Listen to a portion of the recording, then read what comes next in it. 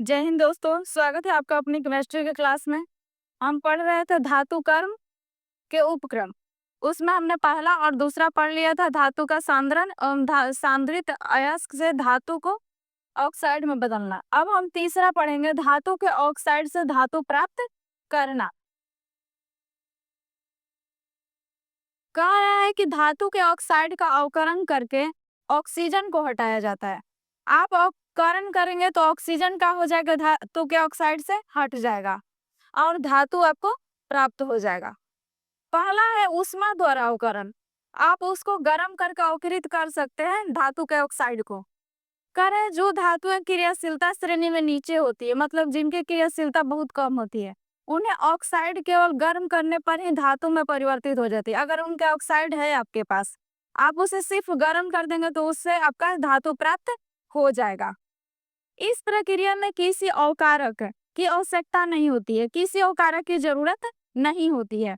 Example में आप रख लीजिए H2O। यहाँ देख लीजिए धातु का ऑक्साइड आपके पास है HgO, जिसका मर्क्यूरिक ऑक्साइड है, जिससे आप पारा प्राप्त करते हैं। तो मर्क्यूरिक ऑक्साइड को आप क्या करेंगे, गर्म करेंगे। देखिए सिर्फ आप इसको हीट दीजिए तो आपको 2Hg मिल गया, प्लस में ऑक्सीजन, मतलब ऑक्सीजन बाहर हो गया तो यह अवकृत हो गया, आपको पारा धातु प्राप्त हो गया। सेकेंड इसका विधि था रासायनिक अवकरण द्वारा आप धातु के ऑक्साइड से धातु बना सकते हैं, मतलब निकाल सकते हैं। इस विधि में धातु के ऑक्साइड का अवकरण कार्बन, कोक या अधिक क्रियाशील धातु द्वारा किया जाता है। इसमें आपको कार्बन या कोक की आवश्यकता पड़ेगी अगर धातु के ऑक्साइड से आप धातु प्राप्त करना चाहते हैं। तो कहा है कि अवकारक ऑक्सीजन से संयुक्त बनाकर निकल जाता है और धातु प्राप्त हो जाती है, मतलब ऑक्सीजन बाहर रिलीज हो जाता है। देखिए यहाँ एग्जाम्पल में रखिए, यहाँ देखिए जिंक ऑक्साइड है आपके पास, कार्बन द्वारा अवकरण हो रहा है, इसमें कार्बन को मिलाया गया है, यहाँ से वायु का पार किया जा रहा है, इस गैस देखिए रिलीज हो गया, कार्बन कार्बन मोनोऑक्साइड और CO2 ये रिलीज हुआ, इसमें मिलाया धातु का ऑक्साइड के साथ कार्बन को भी इसमें डाला गया है। तो ये रिएक्शन होकर ZnO प्लस C को आप कार्बन के साथ रिएक्शन करवाएंगे तो आपको Zn मतलब जिंक आपका प्राप्त हो गया, साथ में कार्बन मोनोऑक्साइड भी क्या हो गया, मुक्त हो गया। नेक्स्ट है हमारा, देखिए अब रासायनिक अवकरण। सेकेंड में पहला देखेंगे कार्बन द्वारा अवकरण। कार्बन या कोक को हम मिला रहा था रासायनिक अवकरण में, तो जब किसी धातु के ऑक्साइड को कार्बन या कार्बन मोनोऑक्साइड के साथ गर्म किया जाता है, इसमें आपको पता, हमने पढ़ा कि इसमें कार्बन और कार्बन मोनोऑक्साइड की जरूरत पड़ेगी, तब ऑक्सीजन हट जाती है, ऑक्सीजन बाहर निकल जाएगा और शुद्ध धातु आपको क्या होगा, प्राप्त हो जाएगा। यहाँ जेडेनो देखिए इसके साथ कार्बन को मिलाया गया है, मतलब ये दोनों को मिक्स किया गया है एक साथ और इसको गर्म कर दिया गया है, तो कार्बन ऑक्सीजन को हटा देगा। कार्बन जैसे आप इसमें मिलाएंगे जेडेनो में, ये ऑक्सीजन को क्या कर देगा, बाहर निकाल देगा। आपके पास जेडेन जिंक मतलब कि प्राप्त हो जाएगा, CO2 गैस, CO गैस मतलब कार्बन मोनोऑक्साइड बाहर निकल जाएगा। यहाँ देखिए रिएक्शन जेडेनो प्लस C, इसको आपको धातु यहाँ प्राप्त हो जाएगा। इसी तरह से हमारा नेक्स्ट है, कह रहा है प्रगलन। इसमें एक विधि दिया हुआ था प्रगलन। जब किसी धातु के अयस्क को उच्च ताप पर भट्टी में गर्म करते हैं तो उससे धातु प्राप्त करने की इस प्रक्रिया को क्या बोलते हैं, प्रगलन कहते हैं।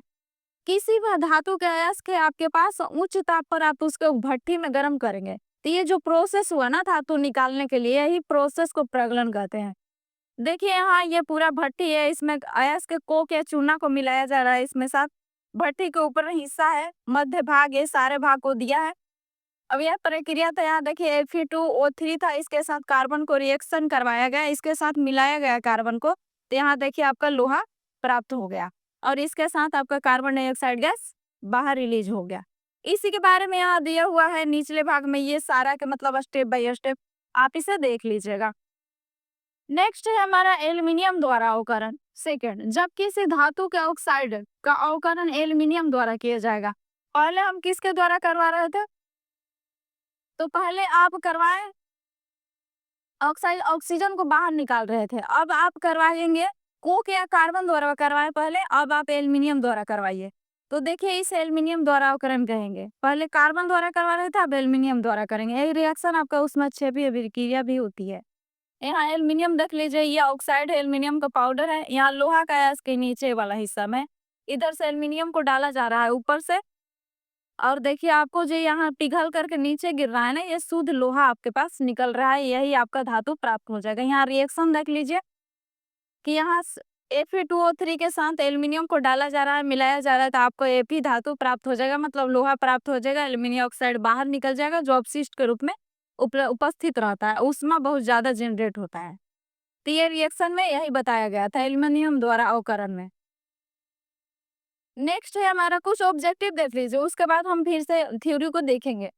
कह रहा है खनिज से धातु निकालने की प्रक्रिया को क्या कहते हैं। जब आप खनिज से धातु को निकालते हैं तो प्रक्रिया को क्या बोलते हैं, तो उसको हम धातु कर्म बोलते हैं। वह पदार्थ जिससे धातु लाभकारी रूप से प्राप्त किया जा सकता है। आपको भी पता है कि सबसे ज्यादा धातु किसमें अवेलेबल होता है, अयस्क में, जिससे आसानी से धातु निकाला जा सकता है। जिंक सल्फाइड अयस्क को वायु की उपस्थिति में गर्म करने की प्रक्रिया करें, तो वायु को उपस्थिति में गर्म करेंगे तो आपको क्या हो जाएगा, भर्जन हो जाएगा। उपस्थित है वायु। कार्बन द्वारा धातु ऑक्साइड का अवकरण करने पर क्या होता है, किसके द्वारा अवकरण कर रहे हैं आप, कार्बन द्वारा धातु ऑक्साइड को अवकरण कर रहे हैं, तो इससे क्या प्राप्त होगा आपको, तो आपको धातु प्राप्त हो जाएगा। यही प्रोसेस हम पढ़ रहे थे। एल्युमिनियम द्वारा लोहे के ऑक्साइड का अवकरण किया, किस प्रक्रिया द्वारा किया जाता है, तो इसको थर्मिट अभिक्रिया कहते हैं। अगर एल्युमिनियम द्वारा आप करवा रहे हैं तो बी ऑप्शन इसका सही होगा। नेक्स्ट है हमारा थ्योरी, कह रहा है चौथा हमारा आ गया अशुद्ध धातुओं का शोधन। आपके पास अशुद्ध कोई धातु है तो सारी प्रोसेस से गुजारने के बाद भी आपके पास अशुद्धि धातुओं में रह जाती है, उसे आप बाहर करेंगे। अशुद्ध धातुओं से अशुद्धि हटाकर शुद्ध धातु प्राप्त करने की प्रक्रिया क्या कहलाती है, धातुओं का शोधन कहते हैं इसको हम। आपका एग्जाम्पल में कॉपर रख लीजिए। देखिए यहाँ कॉपर है आपका, विद्युत अपघटन करवाइए। CuSO4 का अम्लीय घोल है इसमें, कॉपर के रड को यहाँ डालिए आप। तो यहाँ देखिएगा कॉपर यहाँ दोनों तरफ से लगाया हुआ है, तो ये कैथोड और इधर वाला रड क्या है, एनोड है, इधर कैथोड है। तो इधर अशुद्ध धातु के चादर जो इसमें यहाँ जो पड़ा हुआ है ना, एनोड पर ये मुक्त होगी, जो मतलब कि अशुद्ध रहता है वो एनोड पर जाएगा, लेकिन जो शुद्ध धातु यहाँ प्राप्त हो जाएगा चादर तांबा का, मतलब कॉपर का, जो आपने देखा है यहाँ पर। कह रहा है कि कैथोड पर शुद्ध तांबा प्राप्त होती है, तो यही है आपका कैथोड, जिस पर शुद्ध तांबा आ जाएगा रिएक्ट होके, और वह शुद्ध हट जाएगा, इसमें से निकल के इस पे चिपक जाएगा। आप इसे शोधन कर लिए, निकल जाएगा बाहर। अशुद्ध तांबे की चादर के एनोड पर से जोड़ा जाता है, इसको पूरा रिएक्शन दिया गया। शुद्ध तांबे की पतली चादर को कैथोड से जोड़ा जाता है। इलेक्ट्रोलाइट इस रूप में CuSO4 का अम्लीय घोल लिया जाता है। ये CuSO4 का घोल है, जो इसको ब्लू दिख रहा है आपको। इसी तरह से आपका दिया हुआ है, इस तरह से धातुओं का आप शोधन कर सकते हैं। नेक्स्ट है आपका गलनिक पृथक्करण विधि। जब अशुद्ध धातु को गर्म करके पिघलाया जाता है और अशुद्धियों का अलग की जाती है, इस प्रक्रिया को गलनिक पृथक्करण विधि कहते हैं। देखिए यहाँ पर ये अशुद्ध पूरा है और यहाँ शुद्ध धातु, ये देखिए पूरा भट्टी आपका दिया हुआ है। इसमें अशुद्ध धातु को क्या करेंगे, पूरा को आप गर्म करेंगे, तो जैसे आप गर्म करेंगे अशुद्धि क्या हो जाएगा, अलग हो जाएगा, मतलब इसमें लिक्विड बन के ऊपर तैरने लगेगा, ऊपर ऊपर जमा हो जाएगा। आप नीचे शुद्ध धातु रहेंगे, आप इसे नीचे से निकाल सकते हैं। नीचे मतलब बैठ जाएगा, शुद्ध धातु नीचे बैठ जाएगा, अशुद्धि ऊपर रह जाएगा। इस तरह से इसे आप शुद्ध कर सकते। इस विधि में अशुद्ध धातु भट्टी में गर्म करने पिघलाया जाता है। हाँ, पूरा पिघल जाता है अशुद्धि, शुद्ध धातु नीचे बैठ जाती है और अशुद्धि ऊपर तैरने लगता है, जिससे आप आसानी से निकाल सकते हैं। यहाँ टीन का रखा था एसन का, जिसे हम गलनिक पृथक्करण विधि से अशुद्ध धातु को पिघलाने पर शुद्ध धातु नीचे बढ़ जाती है और अशुद्धि ऊपर तैरने लगती है। आगे है हमारे, देख लीजिए वैद्युत अपघटन द्वारा शोधन। कह रहे जब विद्युत धारा की सहायता से अशुद्ध धातु से शुद्ध धातु प्राप्त किया जाता है, इस प्रक्रिया को वैद्युत अपघटन द्वारा शोधन कहते हैं। वैद्युत मतलब आपको पता है कि इलेक्ट्रिसिटी प्रवाहित करके ही हम शुद्ध कर सकते हैं धातु को। तो यहाँ देख लीजिए आप प्रोसेस कर रहे हैं। अशुद्ध धातु जो भी अशुद्धि होगी, यहाँ देखिए कैथोड और एनोड, दो यहाँ पड़ी चादरें लगी हुई है, कैथोड और एनोड, एनोड और कैथोड इसका काम कर रहा है। अशुद्धि जो रहेगा ना इस पे जमा हो जाएगा, इधर जो लगा हुआ है इलेक्ट्रोलाइट, ये तीनों देखिए रॉड के काम कर रहा है। यहाँ पर जो दिया है H2SO4 का घोल ये है, घुल ना सकने वाली अशुद्धि ये नीचे बैठ जाएगा, जो घुल नहीं रहा है, लेकिन शुद्ध जो रहेगा इस पे चिपक जाएगा आकर के। तो इसी तरह शुद्ध धातु एनोड पर तथा शुद्ध धातु कैथोड पर जमा हो जाएगी। आपके पास जो भी अशुद्धि होगा वो एनोड पर चला जाएगा और जो शुद्ध होगा वो कैथोड पर जमा हो जाएगा। विद्युत प्रवाहित करने पर शुद्ध धातु कैथोड पर जमा हो जाती है। इसी तरह से आपके कॉपर को प्राप्त कर सकते हैं। कॉपर ऑक्साइड आपके पास है तो इसका विद्युत अपघटन करके। नेक्स्ट है आपका ऑब्जेक्टिव, देख लीजिए कुछ हमने क्वेश्चन कर लिया जो एग्जाम के लिए बहुत इंपॉर्टेंट है, इसको मिस मत करिएगा, नोट डाउन कर लीजिएगा और एग्जाम के लिए इसे तैयार कीजिएगा। अत्यधिक क्रियाशील धातुओं का निष्कर्षण किस विधि से किया जाता है? मतलब जो धातु अत्यधिक क्रियाशील होती है उसका निष्कर्षण आप किस विधि से करेंगे? तो उसको आप करेंगे विद्युत अपघटन विधि से। नेक्स्ट है कॉपर के शोधन के लिए कौन सी विधि प्रयोग होती है? कॉपर के आग को अगर शुद्ध करना है तो उसमें कौन सा आप विधि आप प्रयोग करेंगे? तो इसमें भी विद्युत अपघटन विधि। अभी आपने पढ़ा कॉपर को शुद्ध करने के कैथोड और एनोड पर।